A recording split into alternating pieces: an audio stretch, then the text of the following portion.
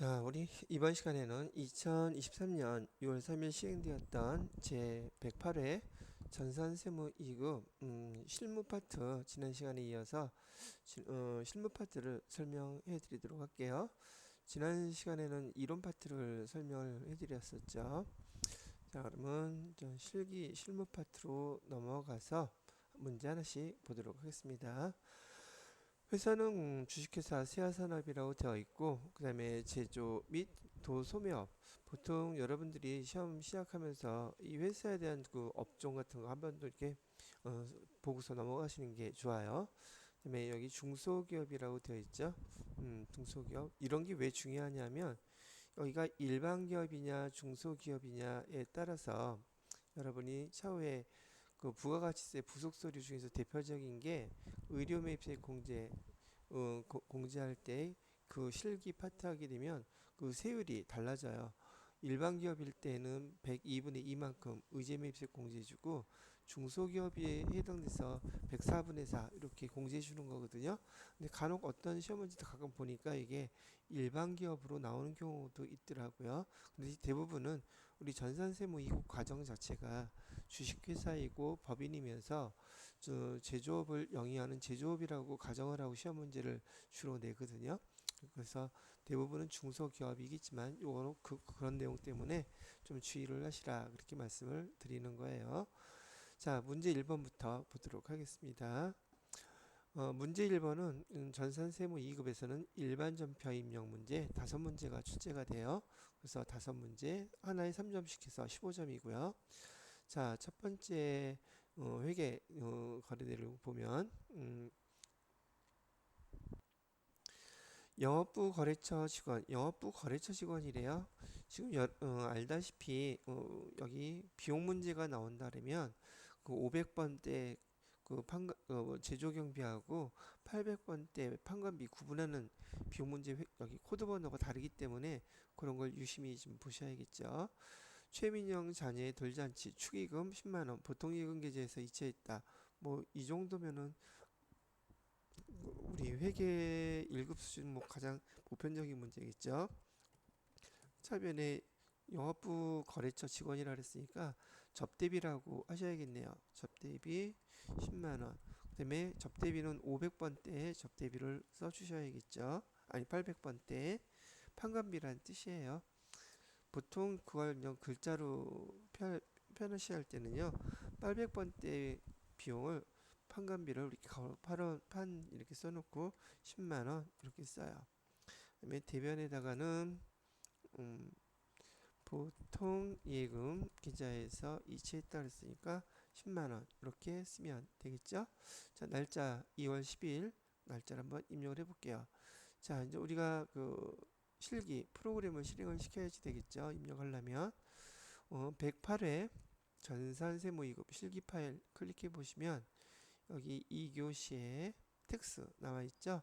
요거 클릭해서 파일을 설치하도록 하겠습니다. 자, 수험번 임시 수험 번호는 몇 번이었더라?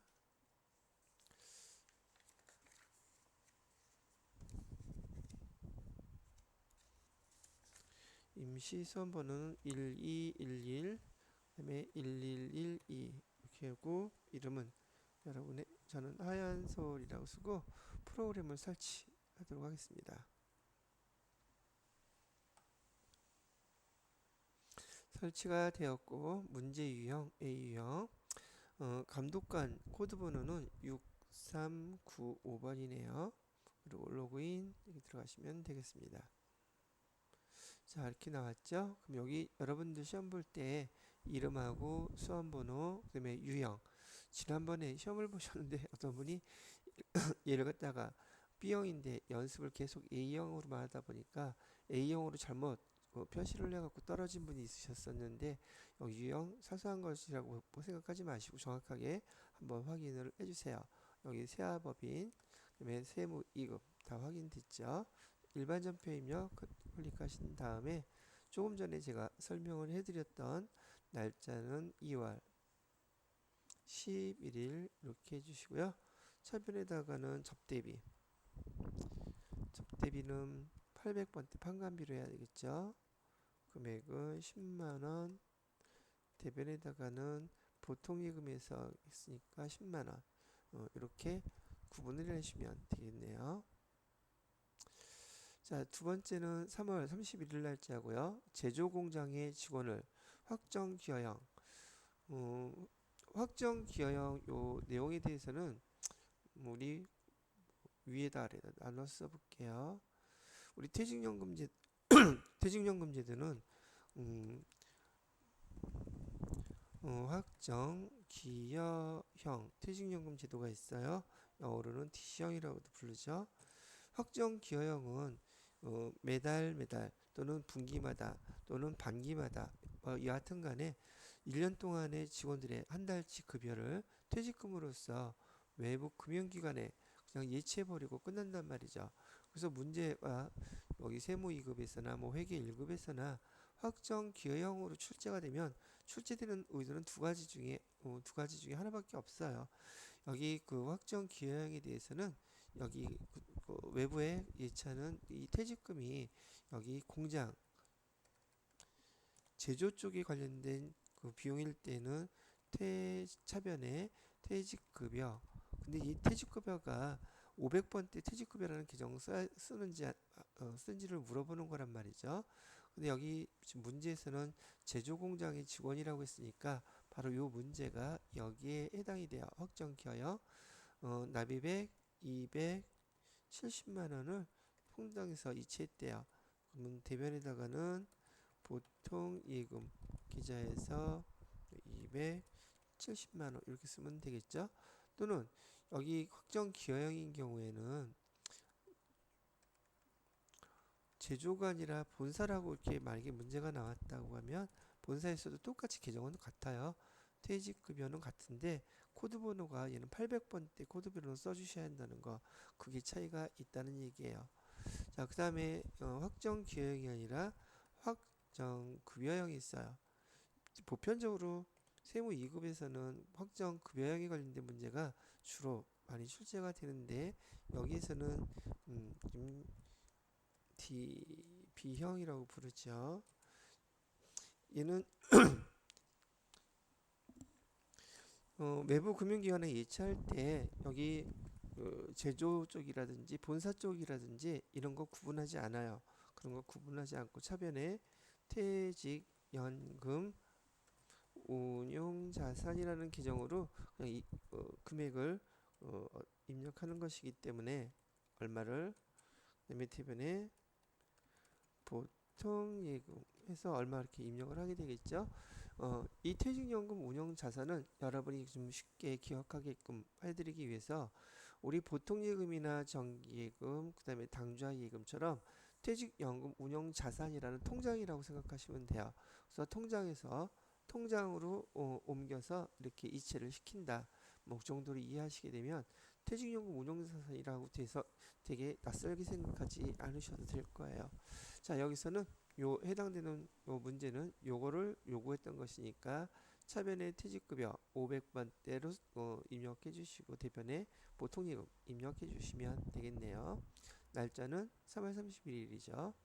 자, 그래서 날짜는 3월 31일 차변에 퇴직급여 500번대로 써주시고요.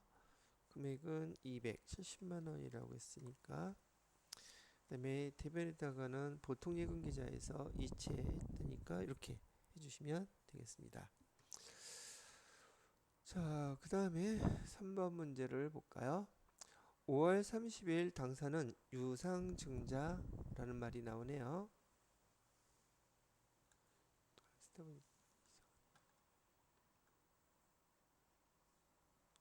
자, 유상증자라고 얘기하는 것은 우리가 증자, 주식을 발행한다는 뜻이거든요. 증자가. 그래서 제가 수업 시간에 설명해 드릴 때 여기 우리 회사에 주식을 발행했다 그러면은 이 말 뜻은 바로 증자라고 얘기를 했어요. 근데 이렇게 우리 회사의 주식을 발행을 했는데 공모주 청약을 해서 청약 금액을 받게 되면 돈을 받고서 주식을 발행하는 행위이기 때문에 얘를 돈을 줬다, 받았다 그래서 얘를 유상이라고 부르는 거예요.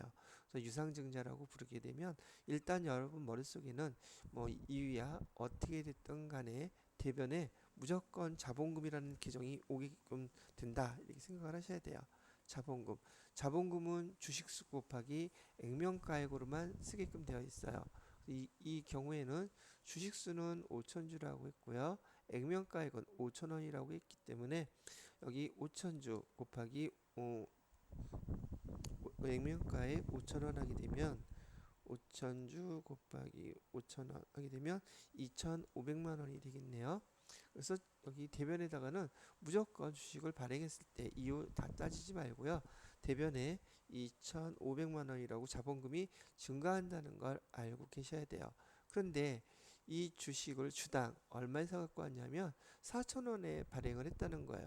그럼 4,000원에 발행을 했으니 돈이 들어왔겠죠. 근데 보통 예금으로 그 돈이 들어왔다고 지금 보통 예금 계좌로 입금됐다고 설명을 하고 있는 거죠. 그러면 이 상황은 지금 주식을 발행했는데 주식의 액면가액보다도 더 싸게 발행을 했다는 뜻이라는 얘기가 되겠죠. 그럼 보통 예금에 얼마가 들어갔겠어요? 보통 예금에 2천만 원은 들어왔겠네요. 그리고 주식을 발행하고서 저기 돈을 더 적게 받았으니 우리 입장에서는 손해인 듯한 생각이 들죠. 그럼 차이 나는 금액은 뭐라고 쓰면 되느냐? 주식을 할인해서 싸게 발행한 거예요. 그래서 얘를 주식 할인 발행 차금이라고 해서 차이 나는 금액 500만 원을 이렇게 써주면은 다 끝난 거예요. 자, 그런데 여기 유상증자일 현재 지난번에 주식을 발행했던 적이 있대요. 근데 그때 당시에는 주식 발행 초과금은 이 액면가액보다 더 비싸게 발행하게 되면 주식 발행 초과금이 생기게 되는데 이 주식 발행 초과금이 있다는 거예요. 얼마가? 지난번에 주식을 발행했을 때는 액면가액보다 더 돈을 많이 받아서 200만 원이 있었는데 이번에는 주식을 발행했더니 액면가액보다 더 싸게 발행해서 주식 할인 발행 자금이 이렇게 생겼다는 뜻이잖아요. 그럴 때 여기 기존에 주식 발행 초과금이 대변에 기록되어 있었던 거죠. 있다면 바로 이 주식 발행 초과금부터 먼저 상계시켜서 없애야지 돼요. 그래서 자본 계정은 다 발행하는 방법이 같은데 주식 발행 초과금 200만 원을 먼저 상계시켜서 없애주고 나머지 차익 금액이 바로 주식 할인 발행 차금이 된다는 얘기예요. 주식 할인 발행 차금에서 300만 원 이렇게 써주셔야 된다. 그래서 얘는 주식 발행 초과금이나 주식 할인 발행 차금이나 사실상 여기 문제에서는 자본기준 거래와 관련돼서 주식 발행 초과금이 있다고 미리 가르쳐 줬지만 이런 내용을 가르쳐 주지 않더라도 여러분들은 그 재무상태표 자본기준을 조회하셔서 요 계정에 반대되는 계정이 있는지 없는지 그거를 갖다가 꼭 확인하신 다음에 자본의 회계 계정 처리를 해 주셔야지 돼요. 급수로 올라갈수록 또는 때로는 이렇게 주식 발행 초과금이 있다고 아니면 조회하라고 가르쳐준다고 이게 주는 경우도 있으니까 이런 경우를 알고 계셔야 된다는 얘기죠. 자, 그러면 저는 여기에 해당되는 금액 계정으로 이렇게 대변에 자본금 2,500만 원, 차변에 보통예금 2천만 원, 그 다음에 주식 발행 초과금 200만 원, 주식 할인 발행 차금 300만 원 이렇게 기입을 해보도록 하겠습니다. 자, 5월 30일 거래였었죠. 그래서 날짜는 5월 30일 거래로 해주시고요. 저는 편의상 지금 자본금이 먼저 생겼기 때문에 대변에다가 자본금은 보통주 자본금을 얘기하는 겁니다. 2,500만 원 써주고 차변에 보통예금으로 입금된 금액은 2천만 원. 그 다음에 차변에 주식 발행 초과금이 있었죠. 주식 발행 추가금으로 200만 원 있었어요. 나머지는 주식 할인 발행 차금이죠. 주식 할인 발행 차금 해갖고서는 주식 발행 차금 300만 원. 예, 이렇게 입력을 해주시면 여기서 요구하는 회계 처리가 마무리된 거랍니다. 되셨죠? 자, 그 다음 거는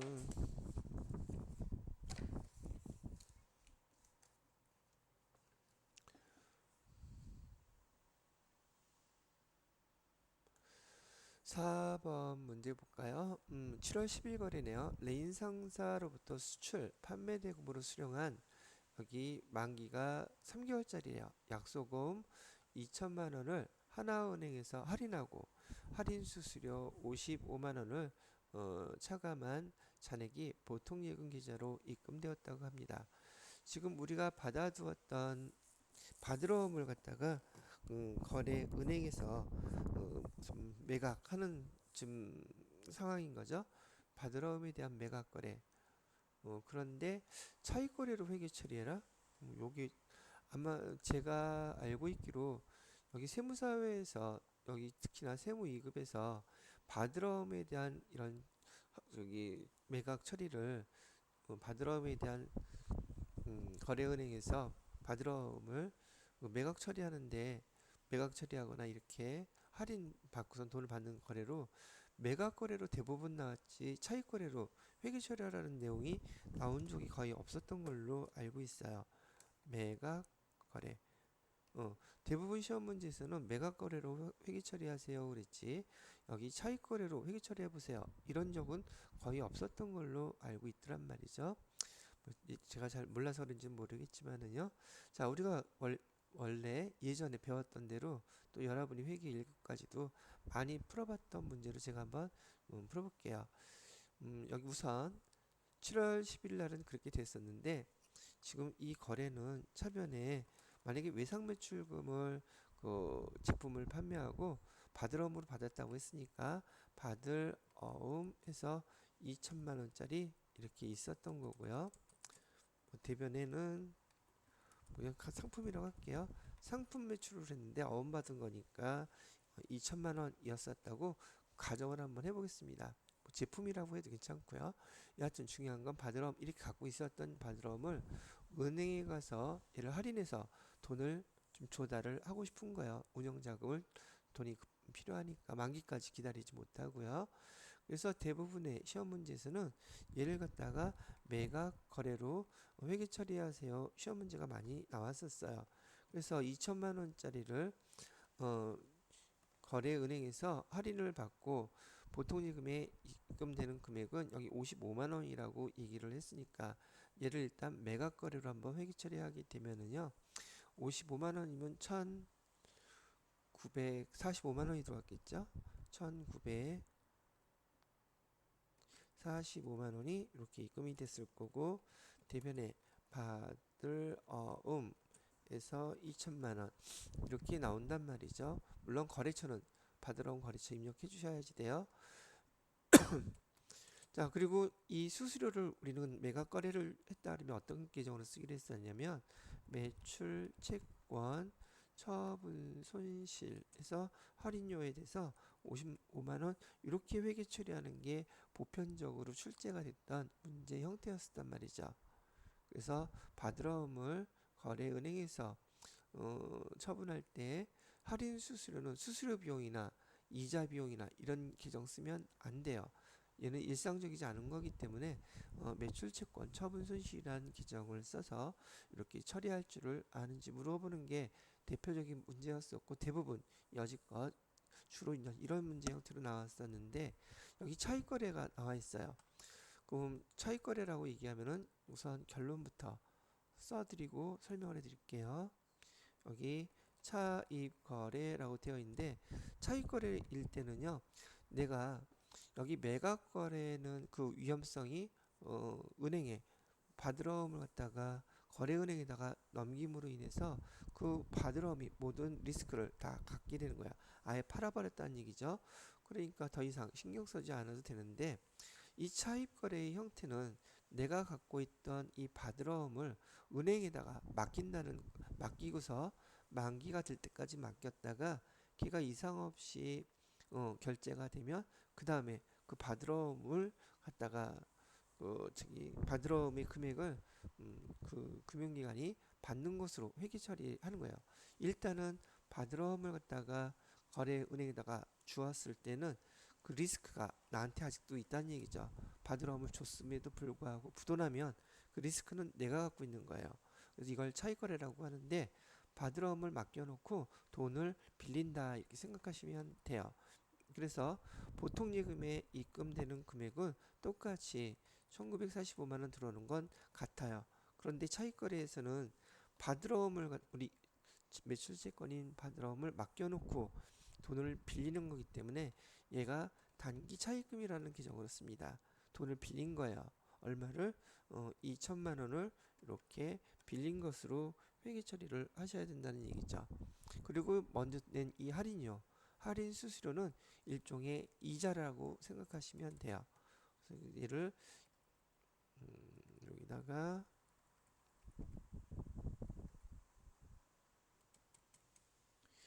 이자 비용이라고 쓰시고 이자 비용은 55만 원. 은행에서 돈 빌릴 때 돈을 갖다 이자 빼고서 주는 거하고 똑같은 회계 처리를 하게 된단 말이죠. 이렇게 빌려 갖고 있다가 이 받으러움이 만기가 되잖아요. 근데 이상 없이 얘가 거래처로부터 받으러움에 대한 금액을 수령을 하게 되면 그때서야 이렇게 회계 처리를 해주는 거죠. 차변에 음, 단기 차입금은 없애주는 거고요. 2천만 원.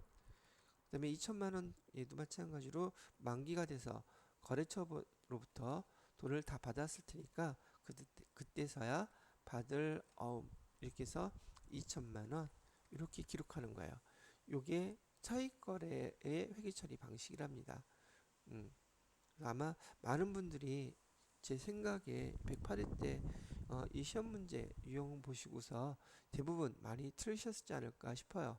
이거 매각거래와 차익거래의 차이로 이렇게 회계 처리를 가르쳐 주신 선생님들이 많을까 하는 생각도 들고 저도 이렇게 굳이 시험 문제 출제가 안 되기 때문에 잘 이건 굳이 설명을 안 했었거든요. 근데 여기 보니까 차익거래에 대한 회계 처리도 시험 문제 나오기 시작했으니까 아마도 이제 차후에는 계속적으로 요 차익거래에 대한 시험 문제가 간간히 섞여서 돌아가면서 나오지 않을까 하는 생각이 드네요. 자, 그러면 차익거래에서 여기 여러분이 입력해야 될 회계 처리는 이렇게 입력을 해주시면 되겠습니다. 단기 차익금과 이자 비용이라고 계정을 쓰는 게 차이점이 있는 거예요. 매각거래하고요. 자, 여기 한번 보시면 되겠고요. 그러면 4번에 해당되는 것을 입력을 해볼게요. 날짜는 7월 10일이고요. 자, 우선 우리가 단기 차입금 돈 빌린 걸로 처리한다 그랬죠. 대변에 단기 차입금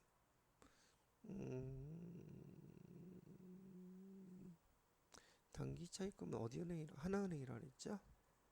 하나은행 금액은 2천만 원. 차변에 보통 예금으로 들어온 금액은 1945만 원이고요. 그다음에 여기 계정은 이자 비용 그래서 55만 원. 예, 이렇게 입력을 해주시면 되는 겁니다. 자, 그다음 문제 보도록 할게요. 자, 날짜는 12월 13일 거래고요. 당사의 거래처인 주식회사 서울로부터 기계장치를 무상으로 받았다라고 얘기하네요. 그러면 차변에 우리 무상으로 기계장치 받았다고 했으니까 우리 회사에 기계장치라는 유형자산이 생기겠네요. 그죠? 네, 공정가치가 380만 원이라고 하니 공정가치대로 380만 원 이렇게 기록해 주시면 되고요. 대변에다가는 공짜로 자산 받으면 뭐라고 쓰기로 했나요? 자산을 받았어요. 증여요. 수증은 나한테는 이익이에요. 자산 수증이익 요 계정 아는지 물어본 문제네요. 되게 내용은 간단해요. 이렇게 써주시면 되겠습니다. 자, 12월 13일 날짜로요. 12월 13일 날짜로 차변에 기계장치 써주시면 되겠고요. 금액은 380만원. 그다음에 대변에다가는 자산 수증 2이라고 해서 380만원 이렇게 써주시면 되겠습니다. 자, 여기까지 해서 지금 5개의 그 일반 전표 입력 문제 한번 같이 입력해 보셨고요.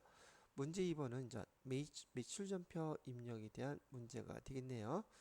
자, 메인 매출 전표 입력은 10월 8일부터 시작이 돼요. 10월 8일 수출업체인 주식회사 상상의 구매 확인서에 의해서, 구매 확인서 벌써 하나 힌트죠. 구매 확인서에 의해서 제품을 판매했대요. 아, 그러면 부가세 유형 코드 번호는 16번. 수출 요거 해야 되겠구나. 아니, 수출이 아니죠. 근데 증빙서류가 영세율 전자세금계산서라고 했으니 여기 16번이 아니라 12번이죠. 영세율 세금계산서 입력을 해주고요. 판매대금은 당월 20일에 지급받는 것으로 하였다. 아직 날짜가 안 됐죠. 서류번호 입력 생략한다고 되어 있으니 요 내용을 10월 8일 날 12번 영세율 세금계산서를 받은 거래에 대해서 입력을 해보도록 하겠습니다. 자, 일반 전표 입력은 일단 됐고요. 그 다음에 메인 매출 전표 입력 클릭하시고요. 자, 날짜는 10월 8일이라고 되어 있죠. 10월 8일. 부가세 유형은 12번. 제품 판매에 따랐으니까 제품 써주시면 되겠고요. 구매 확인서에서 1000만원에 썼다고 그랬고요. 거래처는 상상. 세금계산서 발급받았고 영세율 구분 눌러보시게 되면 여기 구매 확인서에 의해서 여기 뭐 1번 아니면 3번인데 내국신용장이나 구매 확인서에 의해서 이렇게 표시해주고 서류번호 생략하기로 했죠. 분기는 외상으로 하기로 했으니까 제품 매출에 여기 외상 이렇게 입력해 주시면 되겠네요. 첫 번째 문제는 되게 무난한 문제였었죠. 자, 두 번째는 10월 14일 거래고요. 제조 공장에서 사용하는 화물용 트럭의 접촉사고로 인해 파손된 부분을 안녕 정비소에서 수리하고 여기 165만원 공급 대가죠. 부가가치세 포함한 금액을 법인카드로 결제했다고 하네요. 자, 지출 비용은 차량 유지비 기정 사용해 주세요. 근데 공장에서 사용하는 거였으니까 차량 유지비 500번대 계정으로 사용해 주셔야겠죠. 그다음에 증빙서류가 신용카드 매출전표 때 매입에 신용카드 매출전표 매입이니까 57번 카과 그거 선택을 하면 되겠죠. 그 얘는 불공사항 아니에요. 만약에 얘가 그 소형 승용차에 관련된 거라고 얘기를 했었으면 소형 승용차 1000cc 넘는 건 불공사항이라면 여기 메인 매출전표에서 입력하시면 안 되는 거 알고 계시죠? 그 불공사항에 해당되는 현금 신용카드 매출전표라든지 그다음에 현금 영수증은 일반 전표에서 입력을 하셔야지 돼요. 여기서는 지금 불공사항 아니니까 57번 카과로 해서 요 내용을 그대로 입력해 주시면 될 것 같으네요. 자, 그래서 자료를 그대로 입력을 해봅시다. 날짜는 10월 14일 거래고요. 유형은 57번 카과. 품목은 그냥 차량 수리라고 할게요. 차량 수리. 그 다음에 공고가액은 165만원 이렇게 입력하면 나눠지죠. 거래처는 안전정비소.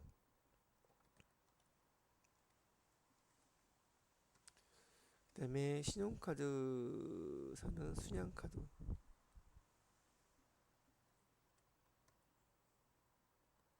자, 분계는 카드를 받았으니까 카드 분계로 자, 그다음에 원재료가 아니라 계정은 차량 유지비로 해달라 그랬어요.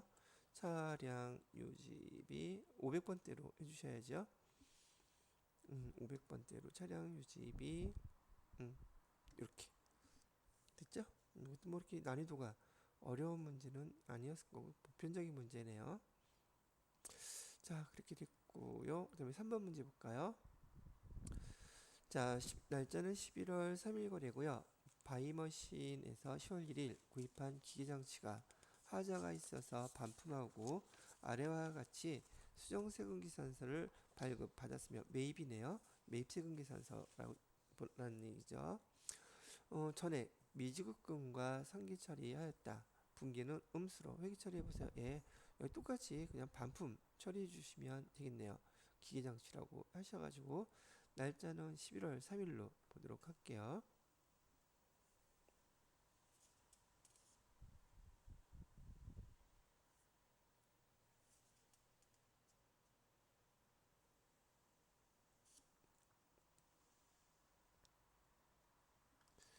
날짜는 11월 3일. 유형은 51번 매입이었었고요. 품목은 기계장치라고 되어 있죠. 기계장치 공급가액은 3천만원. 거래처는 바이마신. 전자세금계산서 받았고 분기는 미지급금이라고 그랬었죠. 그래서 혼합분기로 누르신 다음에 얘는 기계장치 해주셔야겠죠. 그다음에 대변에다가는 미지급금 바이마시에서 네 이렇게 써주시면 되겠네요. 이도 뭐 이렇게 어려운 사항은 없죠. 반품 세금계산서 받은 거 회계 처리해 준 거니까요.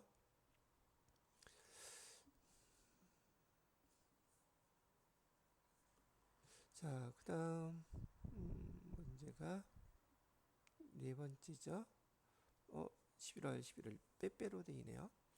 자, 빼빼로 데이를 맞아 당사의 영업부 직원들에게 이번엔 직원들한테 돈을 썼네요. 영업부 직원들에게 선물을 하기 위해 미리 주문하였던 초콜릿을 주 사탕으로부터 인도받았대요. 여기 대금은 220만원 부가세 공급대가죠. 이 중에서 20만원은 10월 4일에 계약금으로 지급해서 선급금으로 지급을 했었겠네요. 나머지 금액은 보통예금 계좌에서 지급하고 아래의 전자세금계산서를 받았습니다.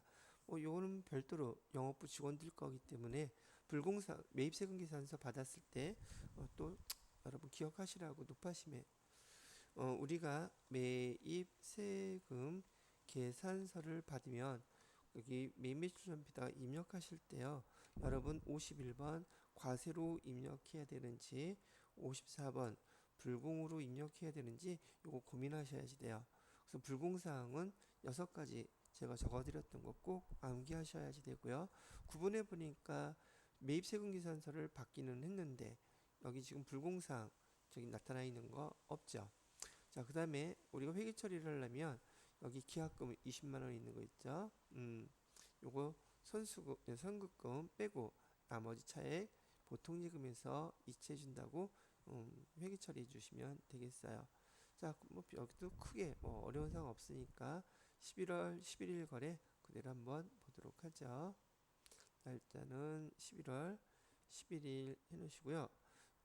유형은 여기 매입세 선물 사갖고 온 거 써주시면 되고 여기 내역은 그대로 힘내라 초콜릿이라고 되어 있네요. 왜라고 해놓고 공급가액은 200만원. 거래처는 사탕에서 사갖고 왔네요. 사탕 세금계산서 받았고 여기 혼합분기로 해야 되겠죠. 원재료가 아니라 여기 영업부 직원들이라고 했으니까 복리후생비 800번대 복리후생비로 처리해 주셔야 되겠고요. 그다음에 대변에다가는 우리가 미리 냈던 선급금 해가지고 20만 원은 빼주고 나머지 금액 보통예금 계좌에서 이체를 해줬다고 하네요. 보통예금 계좌에서 이체. 이것도 가끔 많이 보편적으로 흔한 거래죠. 이것도 회사에서도 실제적으로 이렇게 매입세금 계산서를 받고 처리하는 회계 처리가 아주 흔한 것이니까 이런 것들은 뭐 난이도가 높지 않다고 볼 수 있는 문제라는 것이죠. 자, 됐고요. 그 다음에 또 문제가 뭐 있을까요? 다섯 번째, 마지막 문제네요. 12월 28일 거래고 비사업자인 개인 소비자에게 사무실에서 사용하던 유형자산이란 뜻이죠. 유형자산의 목적이 사용 목적이니까 취득원가는 120만 원짜리고 감가상각누계액은 96만 원이래요. 그래서 얘를 부가가치세에 포함해서 판매하고 대금은 보통예금 기자로 받았다고 하네요. 그다음에 세금계산서나 현금 영수증을 발급하지는 않았으며 거래처 입력은 생략한다고 하죠. 그러면 세금계산 매출을 하고서 세금계산서나 현금 영수증을 발급하지 않았다고 얘기하는 것은 적격증빙 서류 없다는 뜻이죠. 매출했음에도. 그런데도 얘를 갖다가 부가세를 납부하기 위한 목적이므로 얘는 부가세형 14번 건별 증빙서류 없을 때 입력하는 그 항목으로 얘를 반영해서 입력하셔야 되겠네요. 자, 그런데 여러분들이 요거 유형자산 처분 문제는 반드시 지금부터 제가 설명해 드리는 순서대로 정리해 놓고 분기를 하셔야지 헷갈리지 않을 거라고 말씀해 드렸던 거 있죠. 유형자산 처분 문제는 반드시 미리 이렇게 써 놓으셔야지 돼요. 여기 취득원가, 비품의 취득원가가 얼마였었는지, 아이고, 비품의 취득원가는 120만 원이었다고 알려주고 있고요. 그 다음에 두 번째로 여기 감가 상각 누계에 이는 얼마가 됐었냐면 96만 원이었다고 얘기하고 있어요. 그러면 얘 장부가액은 얼마가 나오냐면은 장부가액은 96만 원 빼면 24만 원이 이렇게 남겠죠. 자, 이 24만 원짜리 우리가 지금 비품이 24만 원짜리라고 우리가 추정을 하고 있는 거예요. 근데 얘를 갖다가 매각을 했죠. 얼마에 매각했냐면 27만 5천 원이라고 얘기하면 나누기 1.1 이 공급대가니까요. 공급가액과 세액으로 나눠주셔야 돼요. 그래서 27만 5천 원을 나누게 되면 25만 원에 매각을 했다는 뜻이고 여기에 부가세 2만 5천 원이 이렇게 있었다는 얘기가 되는 거죠. 뭐 이것도 뭐 충분히 아실 거예요. 그런데 이 부가세는 매출부가세, 즉 부가세 예수금이죠. 부가세 예수금. 지금 유형자산을 처분할 때 유형자산을 처분한 금액은 이 공급가액을 비교하는 거예요. 우리 장부가액하고 두 개를 비교하면 우리가 24만 원짜리라고 추정을 하고 있는데 25만 원에 팔았으니 만 원이 이익이 나겠죠. 그게 바로 이따가 우리가 회계 처리할 때 써야 되는 만 원이 유형자산 처분 이익이 되는 계정이란 말이죠. 그래서 이렇게 반드시 구분을 쭉 해놓고서 유형자산 처분 이익이 만 원이 발생하는 거구나 라고 이렇게 알고 계셔야지 돼요. 자, 그런 다음에 요 내용을 보고 회계 처리를 해야 되는데 여러분 회계 1급이나 세무 2급, 세무 1급 할 거 없이 실무에서도 유형자산 처분은 너무나 흔하게 벌어지는 실제 실무업무이기 때문에 회계 처리를 정확하게 하실 줄 알아야 됩니다. 그래서 시험 문제에서도 빠지지 않고 출제가 됩니다. 자, 비품을 팔았으니 비품은 자산이잖아요. 그래서 얘가 1번이에요. 무조건 회계 처리할 때 이렇게 정리해 놓으시고 비품 얼마를 갖다 없애 주셔야 돼요. 여기 취득금액 다 없애 주셔야 되는 게 1번 순서고요. 그 다음에 2번 두 번째로 회계 처리해야 될 게 뭐냐면 여기 차변에다가 여기 유형 자산이 없어지는데 자산을 사용했을 때 비용 처리했던 금액을 모아놨던 감가상각 누계액도 당연히 대변으로 감가상각 감가상각 누계 똑같이 자동으로 없애주셔야 돼요. 유형자산 처분 문제에서는. 자, 그러면 이렇게 두 개 회계 처리를 해서 없애버렸죠. 장부가액은 얘와 얘의 차이기 때문에 굳이 회계 처리하지 않으셔도 돼요. 자, 이렇게 주는 대가로 이렇게 우리가 비품을 거래처에다가 판매한 매각한 대가로 받아야 되는 돈, 받을 돈, 부가세까지 지금 포함이 되어 있기 때문에 여러분들은 우리가 받을 돈 얼마를 받아야 돼요? 보통 예금 계좌로 받았다 그랬죠. 돈을 아직 안 받았으면 미수금으로 처리해야 되고 보통 예금 계좌로 받았다고 하니까 여기에다가 보통 예금은 얼마가 들어와 있었겠어요? 부가세까지 포함한 금액인 요 두 개 금액 합쳐서 27만 5천 원 여기 들어왔겠죠. 그리고 차변회합계의 금액과 대변회합계의 금액을 비교해 보세요. 금액 차이가 얼마가 나는지요. 그러면 90이고 96만 원 더하기 27만 5천 원. 그럼 123만 5천 원 나오죠? 자, 여기 한번 써볼게요.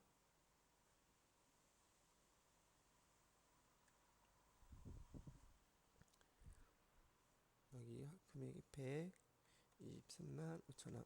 근데 여기 120만 원 나와 있고 여러분이 요 자료를 메인 매출 전표에다가 공급가액, 세액 입력하시게 되면 자동으로 여기에 부가세, 예수금 해갖고서는 2만 5천 원 이렇게 떠 있을 거예요. 이 금액 차이와 이 금액 차이 얼마 차이가 나요? 만 원 차이가 나죠? 여기는 합계 금액이 지금 현재 얼마인가요? 여기 차익이 122만 5천 원 이렇게 나와 있죠. 그 바로 만 원 차이가 얘예요. 그래서 여러분이 회계 이거 유형자산 처분 문제와 관련돼서 회계 분기하실 때 유형자산 처분 이익인지 유형자산 처분 손실인지 요 금액이 맨 마지막에 딱 입력해서 금액이 맞으면 정확하게 분기가 잘 되는 거예요. 그래서 얘를 유형자산 처분 이익에서 만 원 이렇게 쓰면 분기가 정확하게 된 거란 말이죠. 시험 요 출제된 것들 여러분이 연습하면서 문제 풀어보면 아주 흔하게 자주 나오는 걸 알 수 있으실 거예요.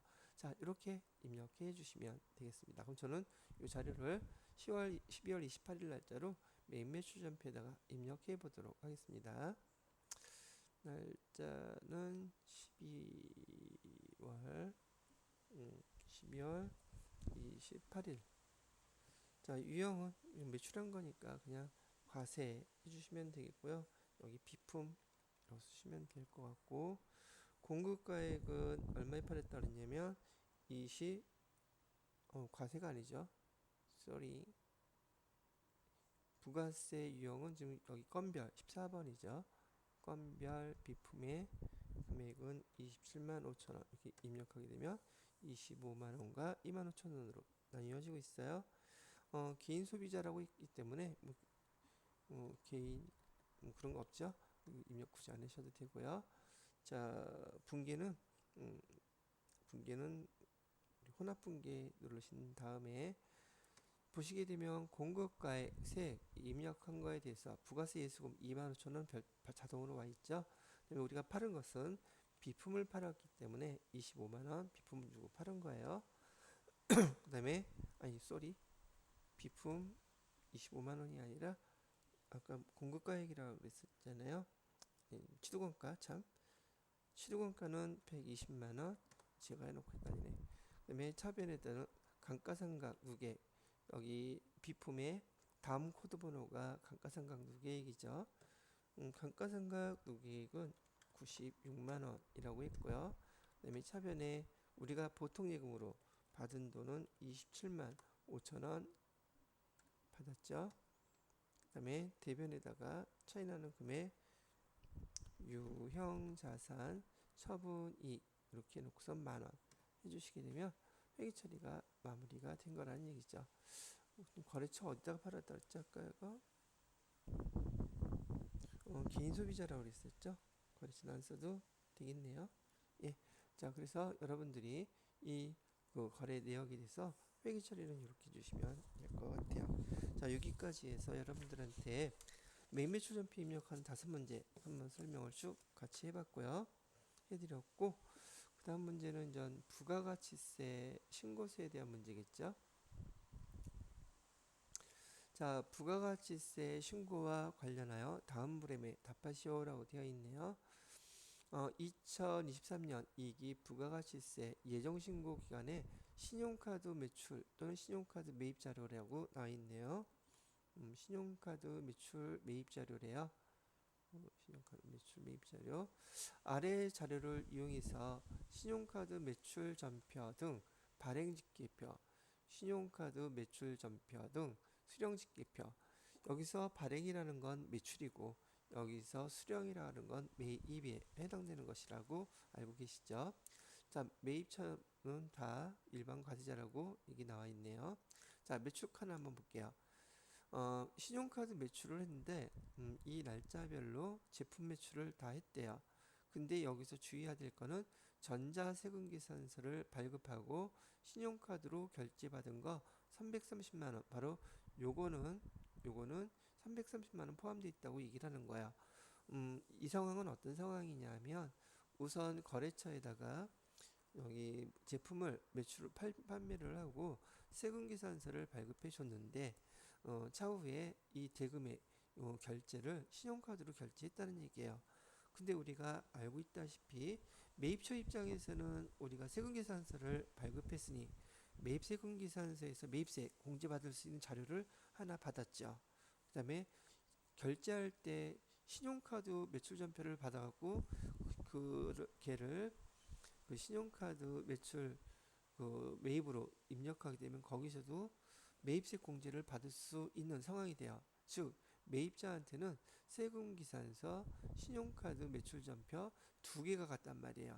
그래서 이거를 매출한 사람 매출자 입장에서 전자세금계산서를 발급한 것인데 여기 신용카드로 결제한 게 신용카드 이게 있어요라고 표시를 꼭 해주셔야 돼요. 부가가치세 신고할 때.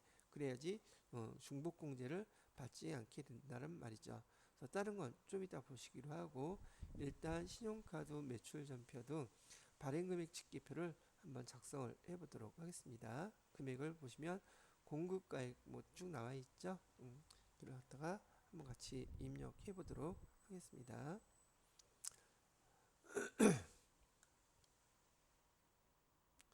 자, 부가가치세에서 신용카드는 여기 있죠. 신용카드 발행금액 집계표 얘를 클릭하시면 돼요. 자, 보시게 되면 여기 2기 예정신고 기간이라고 있죠. 2기 예정 7월부터 9월. 자, 그리고 신용카드 발행 집계표를 작성하려고 보니까 여기 신용카드 직불 기명 현금 영수증. 근데 여기는 지금 우리 현금 영수증에 대한 자료는 하나도 없었어요. 그죠? 그리고 여기 문제를 보시게 되면 신용카드가 다 제품 매출이고 뭐 특이한 사항도 없죠. 그런데 여기서 여러분이 꼭 기억하셔야 될 게 뭐냐면 신용카드 매출 전표 발행 집계표에 있잖아요. 지금 조금 전에 열어놨던 그 표를 얘기하는 거예요. 걔는 그 금액의 공급대가 즉 공급가액하고 세액을 합친 금액 있죠. 요거만 해당되는데 입력해 주면 돼요. 만약에 현금 영수증으로 판매한 것이 있다면 현금 영수증 판매한 부분도 요 공급대가 금액 합계 금액만 입력해 주시면 된다는 얘기죠.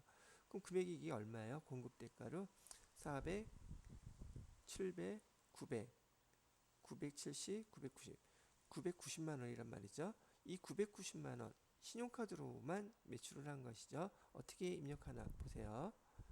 여기다가 신용카드에 관련된 거 다 매출 면세는 없죠. 그래서 여기다가 990만 원 이렇게 입력해 주시면 땡 끝났어요.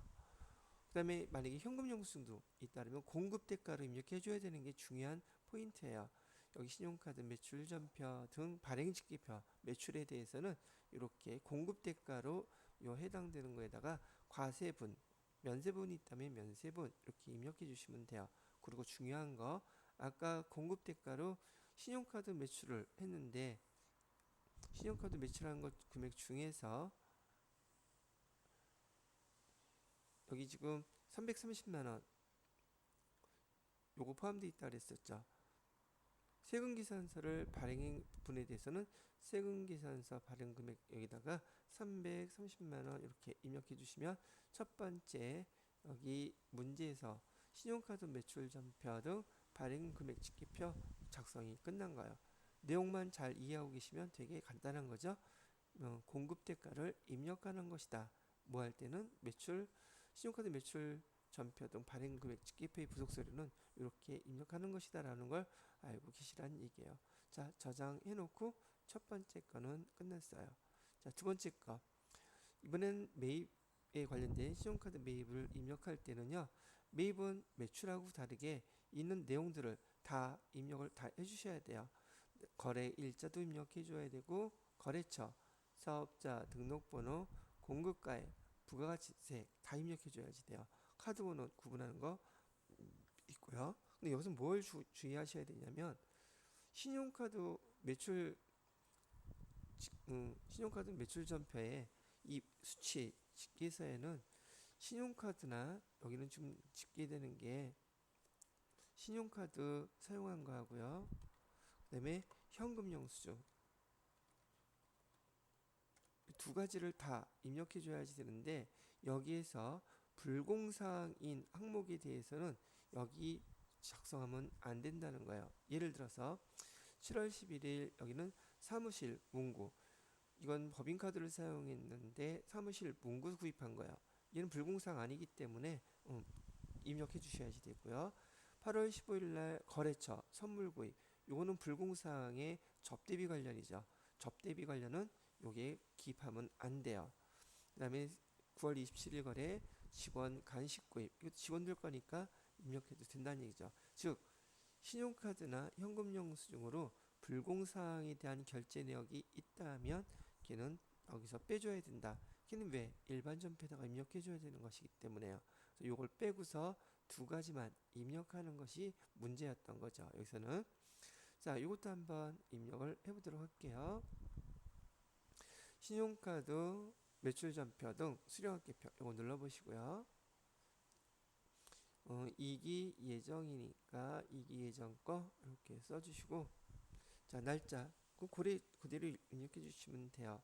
7월 11일 구분은 신용카드로 했었죠. 4번 자 공급자는 주가람이라고 되어 있고요. 여기 주가람이 있을 텐데 여기 있네요. 사업자 등록번호까지 나오죠. 신용카드 여기 법인 신한거라고 되어 있죠.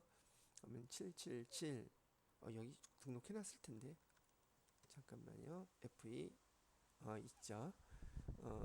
신한카드 요걸로 사용했다고 금액은요. 금액은 7만원 세 7천원 이렇게 입력해 주셔야 돼요. 그 다음에 두 번째 거 9월 27일 거 입력해 주셔야 되고요. 얘도 신용카드로 결제했대요. 여기는 자금성이라고 되어 있네요. 그 다음에 회원 카드 번호는 직원 거 이렇게 실제로 있잖아요. 규모가 좀 있는 회사들은 직원들이 개인 신용카드를 사용해서 결제를 하고 그 금액을 회사로부터 수령을 한 경우 그 개인 카드 번호 사용한 걸 입력해서 개인들이 연말정산할 때 자기 카드 사용한 것으로 공제가 되지 않고 회사에서 공제 돈 지급한 것이므로 회사에서 공제 받을 수 있도록 이렇게 처리를 합니다. 실제로. 그래서 여기는 개인 카드 번호가 누구 거였었느냐 하면 거기 333 오겠죠. 333으로 시작하는 거 카벤 건데 자 이렇게 써주시면 되겠고요. 금액은 만원, 1,000원 예, 이렇게 입력해 주시면 끝난 거예요. 이렇게 입력해 주시는 거예요. 여기서의 시험 문제는 여러분들이 여기다가 작성을 해보면 안 되는 거 아까 말씀드렸던 불공사항에 해당되는 거 구분할 수 있는지 없는지 그거를 여러분들한테 테스트했던 문제라고 보시면 되겠다는 얘기죠. 자, 여기도 저장이 있으면 저장 눌러 놓으시고요. 요거 마무리가 됐습니다.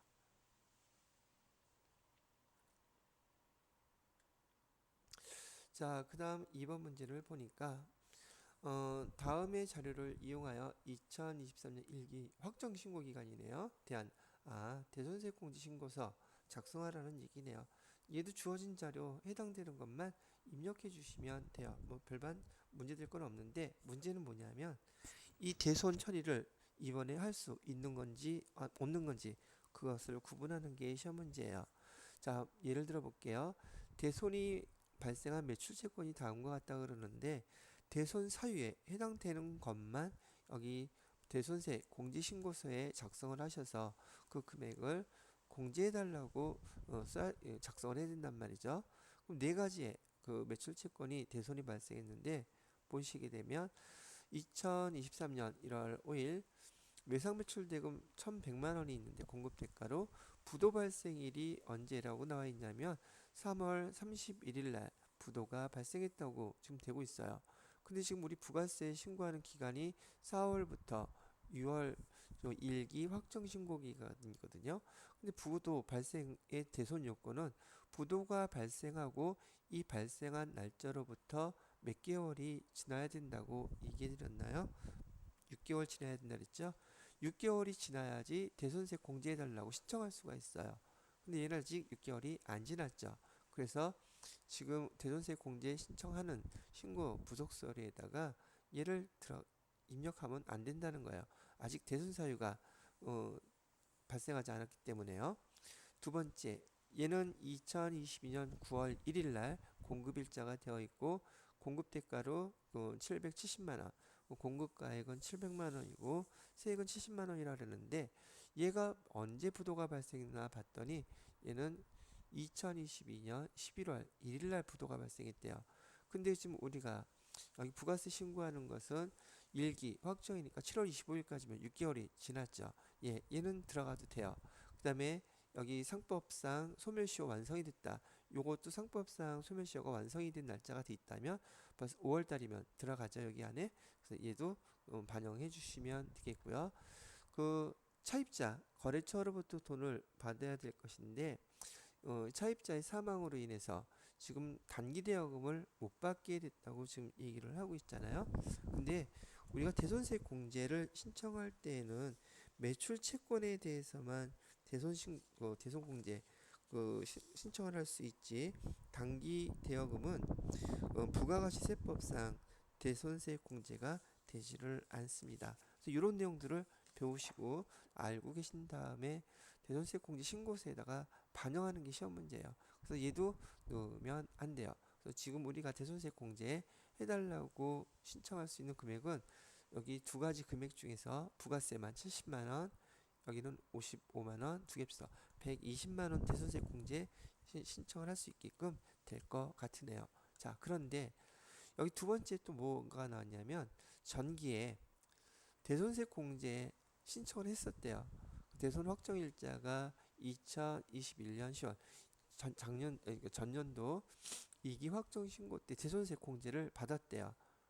얼마에 대해서 공급가액은 500만 원, 세액은 50만 원이니까 50만 원 받았는데, 이 거래처에서 여기 비담에서 여기 50%를 5월 10일 날 회수를 했다는 얘기예요. 그럼 50%면 275만 원이 되겠죠. 즉 전체 금액이 550만 원인데, 그러면 얘는 보세요. 공급가액은 500만 원, 세액은 50만 원, 요거였었던 거죠. 그래서 요만큼을 대손세 공제 지랑기세에 신청을 해서 공제를 받았는데, 이 중에서 반 250만 원 하고요. 250만 원의 반이 25만 원. 그래서 금액이 275만 원을 대손 처리를 했는데 이 금액을 보내왔다, 이렇게 지금 얘기를 하는 거예요. 그러면 25만 원, 요 금액만큼은 다시 우리가 부가세를 납부해야 되는 게 되죠. 얘네들은 공제를 해달라고 신청해야 될 것이고, 얘는 공제 받았었는데 거래처에서 돈을 보내줬으니 이만큼은 다시 또 납부를 해야 되겠죠. 요 상황을 여기 대손세 공제 신고서에 순차적으로 여러분이 작성해 주시면 된다는 얘기예요. 어떻게 작성하면 되는지 보도록 하죠.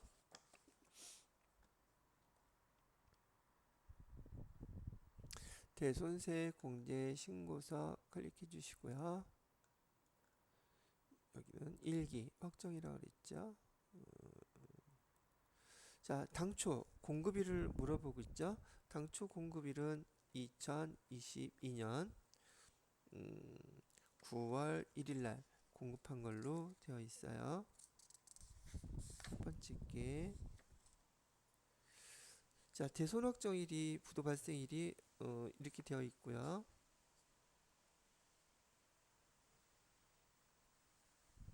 날짜가 나와 있나?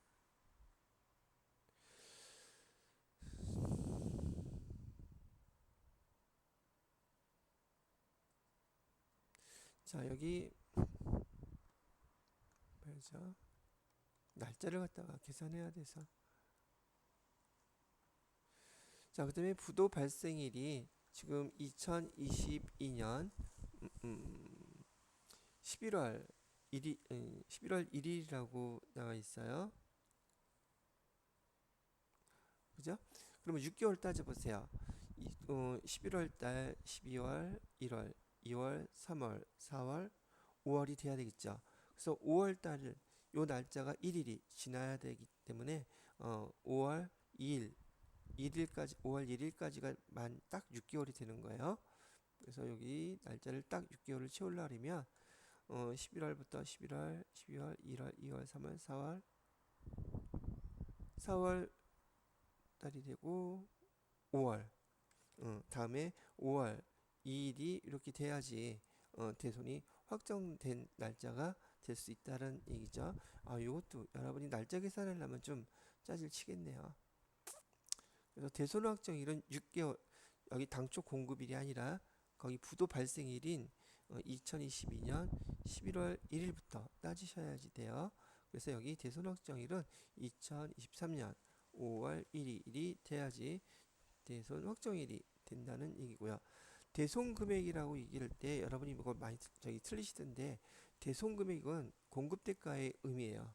그래서 공급 대가를 그대로 입력해 주시면 돼요.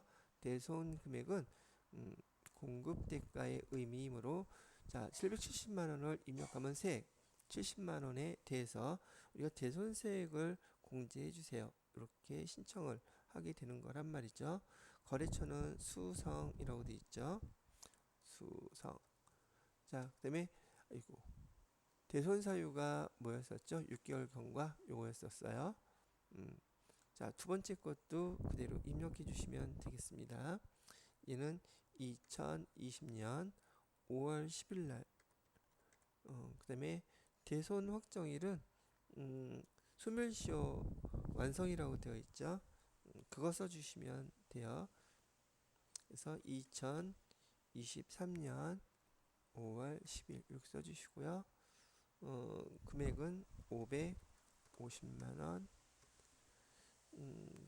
거래처는 금성.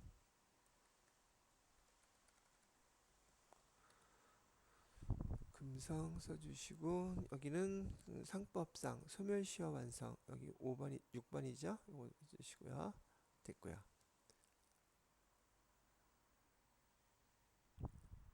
자, 그 다음에 세 번째는 무엇을 입력해 주셔야 되냐면, 지금 당초 공급일은 그 우리 돈 다시 회수한 거 있지, 대손 회수한 거 1월 5일이었대요.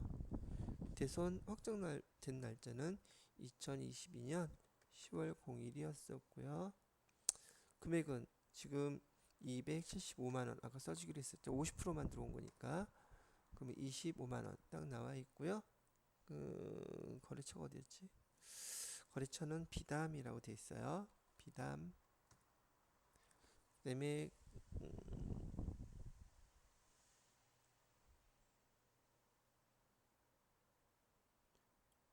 6개월이 지났으니까 5번 부도 있죠. 부도에서 뭐 굳이 여기서는 대손에 대한 내용이 나와 있지 않아서 리스크 없게끔 해서 쓰지를 마세요. 안 쓰셔도 돼요.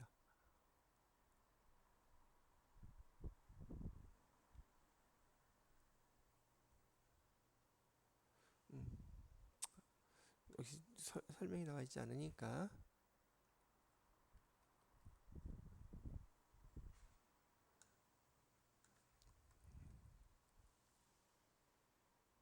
이렇게 쓰시면 되겠습니다. 자, 이렇게 한 것이 지금 여기서 대손세 공제 신고서 작성하는 거 해보셨습니다. 회수됐던 것까지. 이번 회차는 특이하게 주로 제일 많이 출제가 됐던 부가가치세 신고서 작성 문제는 안 나오고, 이렇게 여기 부속서류 작성 시험 문제만 나와 있네요. 자, 그다음에 요즘 거의 빠지지 않고 출제되는 게 전자신고예요. 국세청 홈택스에서 신고할 줄 아는지 그걸 갖다가 꼭 물어보더라고. 실무에서 많이 필요로 하는 부분들인데, 뭐 자격증 따고서도 각종 세제 신고하려고 했는데 신고서 국세청에서 보낼 줄을 몰라서 요거 시험 문제를 낸 것 같아요. 자, 일단 당 법인의 2023년 일기 예정신고, 부가가치세 신고서 작성 마감 등등 하라고 되어 있죠. 여기 내용들은요, 지금 저 따라서 같이 해보시면 돼. 순서대로 하나씩 그대로 누르기만 하면 끝나요. 점수도 2점밖에 안 되죠. 어떤 중요성을 가지고, 뭐 중요성은 중요하기는 하죠. 점수는 크지 않지만 또 여러분이 한 번만 전자신고하는 거 미리 연습을 해두면 실무 업무에서도 신고할 때 당황하지 않을 테니까 연습을 같이 한번 해보시도록 하겠습니다. 자, 그러면 부가가치세 신고서와 부속서류는 벌써 다 마감이 되어 있대요.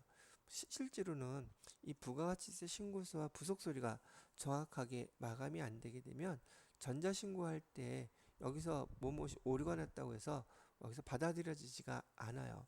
그래서 얘가 정확하게 다 마감이 되어 있다는 걸 먼저 확인하셔야 된다는 얘기죠. 자, 확인하는 방법은 이렇게 확인하시면 돼요. 자, 부가가치세 신고서 클릭하시고요. 일기 예정이라고 했으니까 1월 1일부터 3월 31일까지 이렇게 되어 있고요. 여기 위에 보시면 지금 마감이 되어 있는 거 여기 보이시나요? 마감 상태가 떠 있어요. 이 마감이 안 돼 있으면 여기 마감이라고 되어 있거든요. 클릭하시게 되면 이렇게 마감이 되게 돼요. 근데 마감 눌렀는데 무슨 이상한 메시지 뜨면서 지금 세금계산서 합계표가 마감이 안 됐어요. 뭐 등등 뜨잖아요. 그러면 세금계산서 합계표가 가셔서 거기에도 이렇게 마감이라는 그 코드가 있어요. 누르시면 마감돼요. 걔들 마감하고 다시 와서 얘를 마감하면 되는데, 이 문제에서는 지금 그 부속서류하고 부가가치세 신고서 자체는 마감이 됐다고 이렇게 가르쳐 주고 있단 말이죠. 그 다음에 전자신고는 어떻게 하면 되나요? 그런 다음에는 확인돼 있으면 바로 밑에 여기 전자신고라고 되어 있죠. 여기 눌러놓고 여기서 그대로 저기 실행하시면 됩니다. 전자신고 누르시고요. 자, 우리가 1월부터 3월까지 예정신고 다 엔터 치시면 돼요. 그럼 마감되어 있는 우리 회사의 그 정보하고 거기 제출하려고 하는 부속서류 내용이 마감된 것들이 이렇게 뜬 거를 보실 수 있더란 말이죠. 그죠? 자, 여기서 지금 이렇게 우리 회사에서 프로그램을 통해서 만들어 놓은 요 자료들을 우리가 이제 파일로 전송할 파일 형태로 만들어야 돼요.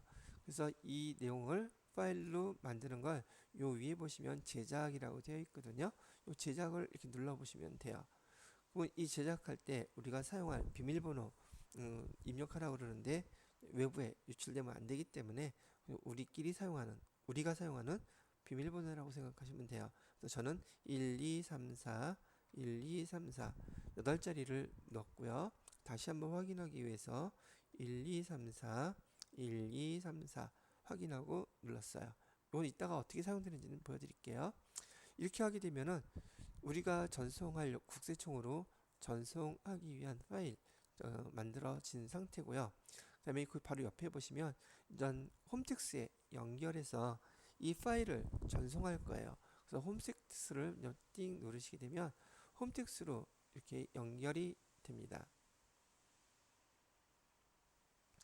홈텍스 파일 이렇게 뜨죠. 이 앞에 부분은 뭐 그렇다 여기니까 여기 닫기 누르시고요. 이 화면을 보시면 돼요. 자, 이렇게 됐으면 이제 여기부터는 무조건 순서대로예요. 자, 파일을 갖다가 우리가 만들었는데요. 이 만들어 놓은 파일을 갖다가 찾아야 돼요. 어디에 이 파일이 있을까? 여기 보시면 바로 찾아보기 있죠? 찾아보기 눌러보세요.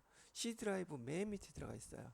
C 드라이브 맨 밑으로 가시면 여기 ENC 2023 오늘 7월 23일 날짜 돼 있는 파일 보이시죠? 얘가 우리가 국세청으로 전송하려고 하는 부가가치세 정보를 담은 파일이에요. 그래서 얘를 만들었으니까 얘 불러온 거야 이렇게. 자, 얘죠.